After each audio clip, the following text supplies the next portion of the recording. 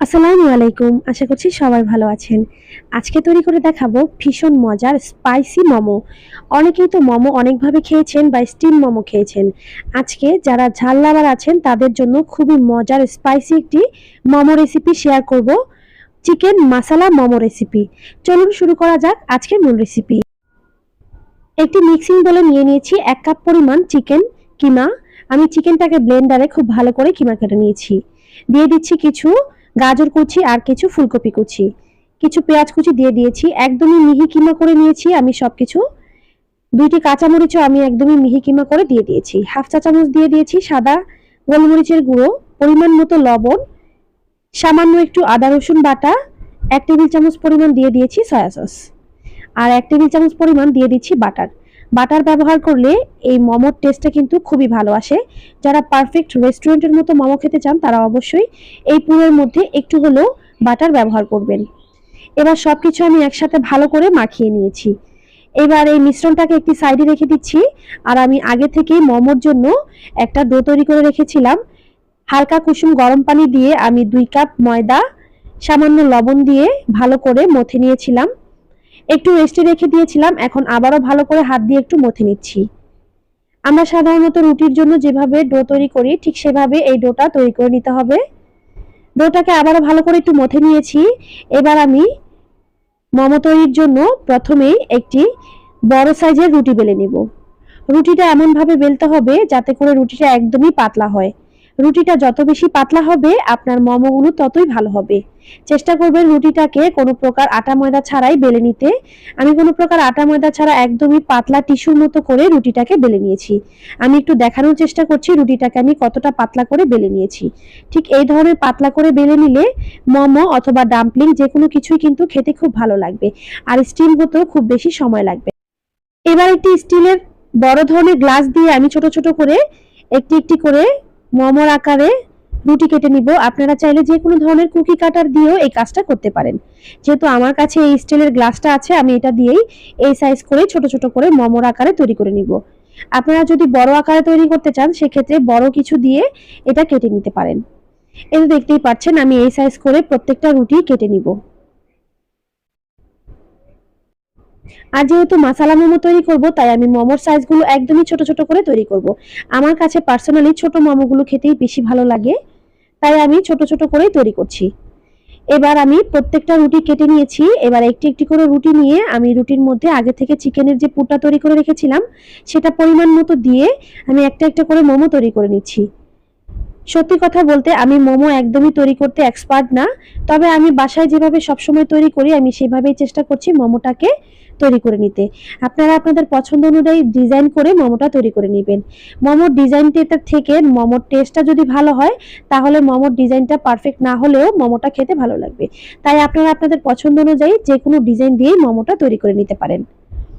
আমি একটা মোমো তৈরি করে নিয়েছি, আরেকটা মোমো আপনাদেরকে তৈরি করে দেখানোর চেষ্টা করছি। এই ডিজাইনটা খুবই সহজ, আপনারা চাইলে এই ডিজাইনটা খুব সহজভাবে তৈরি করে নিতে পারবেন। ভিডিওটা দেখে আপনারা বুঝে নেবেন আমি ডিজাইনগুলো কিভাবে তৈরি করছি। ঠিক এভাবে করে আমি সবগুলো মোমো তৈরি করে নিয়েছি। মোমোটাকে স্টিম করার জন্য চুলায় একটি প্যান বসিয়ে সামান্য একটু পানি দিয়ে দিয়েছি। পানিটা একটু গরম হয়ে এসেছে। এখন উপরে আমি একটি স্টিলের ঝাঁঝরি দিয়ে দিচ্ছি। এই ঝাঁঝরিটা আমাদের রাইস কুকারের একটা ঝাঁঝরি ছিল, যেটা দিয়ে যে কোনো জিনিসই স্টিম করা যায়। আপনারা চাইলে যে কোনো ছাঁকনি বা ঝাঁঝরির উপরেও এই কাজটা করতে পারবেন। স্টিলের যে কোনো ধরনের ঝাঁঝরির উপরেও কিন্তু মোমোগুলোকে স্টিম করে নিয়ে যায়। এবার এই স্টিমারটাকে আমি ঢাকনা দিয়ে ঢেকে কিছুক্ষণ জাল করে নিচ্ছি। প্রায় 10 মিনিট পর আমার পানিটা একদমই ফুটন্ত গরম হয়ে গেছে আর ভাপ উঠতে শুরু করেছে। এখন আমি একটা একটা করে মোমো দিয়ে দিচ্ছি। আর অবশ্যই এই ছাঁকনির উপরে তেল ব্রাশ করে দিতে হবে। তেল ব্রাশ করে দিলে খুব সহজভাবে মোমোগুলো উঠে আসবে। প্রত্যেকটা মোমো আমি একটা একটা করে দিয়ে দিয়েছি। এবার আমি ঢাকনা দিয়ে ঢেকে প্রায় 15 মিনিট পর্যন্ত সেদ্ধ করে নেব। 15 মিনিটের মধ্যেই খুব সুন্দরভাবে চিকেনটাও সেদ্ধ হয়ে যাবে আর মোমোগুলোও সেদ্ধ হয়ে যাবে। ঢাকনার একটা ছিদ্র আছে, এটাও আমি একটি টিস্যু পেপার দিয়ে বন্ধ করে দিয়েছি। প্রায় 15 মিনিট আমি মোমোগুলোকে স্টিম করে নিয়েছি আর মোমোটা কিন্তু একদম পারফেক্টভাবে স্টিম হয়ে গেছে। এখন আমি মোমোগুলোকে তুলে নিচ্ছি। আপনারা চাইলে এই পর্যায়েও এই মোমোগুলোকে খেতে পারেন। এই পর্যায়েও যে কোনো ধরনের সস দিয়ে বা ডাম্পলিং সস দিয়ে এই মোমোগুলো খেতে কিন্তু ভীষণ ভালো লাগে। তবে যেহেতু আজকে বলেছি আমি চিকেন মাসালা মোমো তৈরি করব একটু ডিফারেন্ট ভাবে, তাই আপনারা সম্পূর্ণ ভিডিওটা দেখে আপনারাও বাসায় এভাবে ট্রাই করতে পারেন। একইভাবে প্রত্যেকটা মোমোই আমি ভালো করে স্টিম করে নিয়েছি। এখন এই মোমোগুলোকে একটু ঠান্ডা করে নিব নরমাল ফ্রিজে রেখে। যেহেতু মাসালা মোমো তৈরি করব তাই এগুলো একটু ঠান্ডা করে নিতে হবে। এই পর্যায়ে মোমোগুলো একদমই সফট। আপনারা চাইলে এই পর্যায়েও যে কোনো সসের সাথে এই মোমোটা সার্ভ করতে পারেন। মাসালা মোমোর জন্য আমি এখানে একটি সস তৈরি করে নেব। একটি মিক্সিং বলে প্রথমে আমি নিয়ে নিচ্ছি 2 টেবিল চামচ পরিমাণ টমেটো সস, 2 টেবিল চামচ দিয়ে দিয়েছি সয়া সস। আমি আহমেদের সয়া সসটা ব্যবহার করছি আর এটা একদমই লাইট সয়া সস। এবার অ্যাড করে দিচ্ছি 1 কাপ পরিমাণ চিলি সস। এটা হট চিলি সস।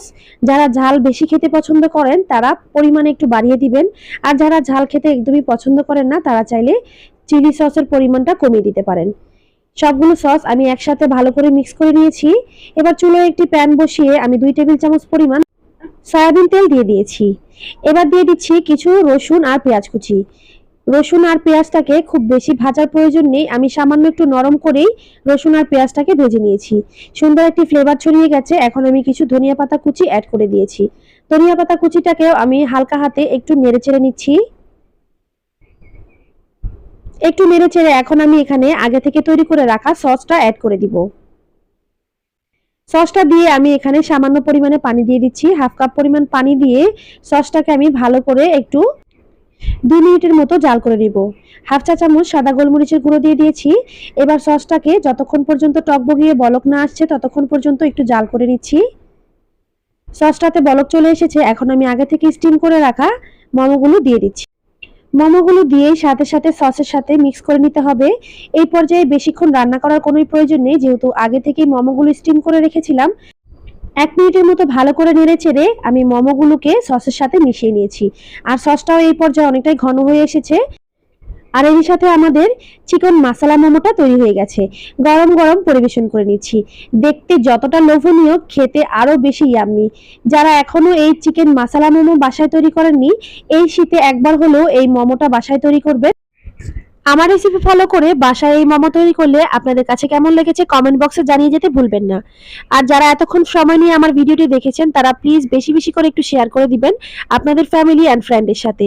সেই সাথে যারা এখন আমার পেজটিতে ফলো করেননি প্লিজ পেজটি ফলো করে আমার পাশেই থাকবেন। সবাই ভালো থাকবেন, সুস্থ থাকবেন। আজকের মতো বিদায় নিচ্ছি। আল্লাহ হাফেজ।